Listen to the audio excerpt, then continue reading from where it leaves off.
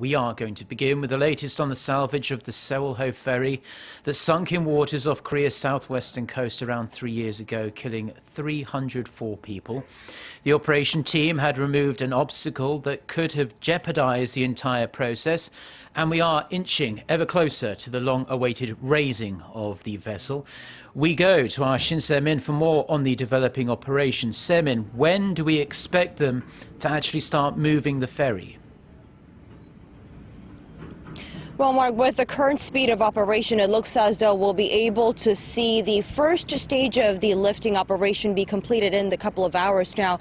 The Oceans Ministry just confirmed that they were able to successfully remove the ramp of the vessel that had been hindering the operation at around 6:45 a.m. That is a little over 3 hours ago. Now, with that, they've also said they were able to lift the hull of the ferry above the water about 12 meters high. That is just 1 meter away from its target goal of 13 meters. Now, the initial goal is to get 13 meters above the ferry, above the water, and keep the remaining 9 meters under the water in case there is any sharp change in the wind speed or the water velocity.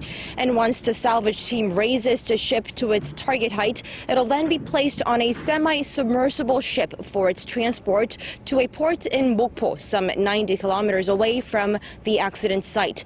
Now, the process was a slowdown, as you said, as the divers and engineers at the site had to remove the ramp from the rear of the ferry. That ramp was finally taken off, as I said, at around 6:45 a.m., which was a relief to everyone, that as the operation wouldn't have been able to move forward without it being removed. It's still a fight against time, Mark, as the lifting procedure must be completed by today, the last day of the neap tide, when the difference between the high and low tides is at its minimum, the ideal and the safest conditions for its tricky operation. And Mark, if all goes as planned, the search of the 9 missing victims will get underway once the salvage ferry reaches Mokpo New Port, and it's expected to take about 8 days minimum if all goes well for the ferry to be towed to the port, so we'll be able to see the search operation begin early April. Mark? Thank you very much, Semin, and we'll be speaking to you again at noon during our next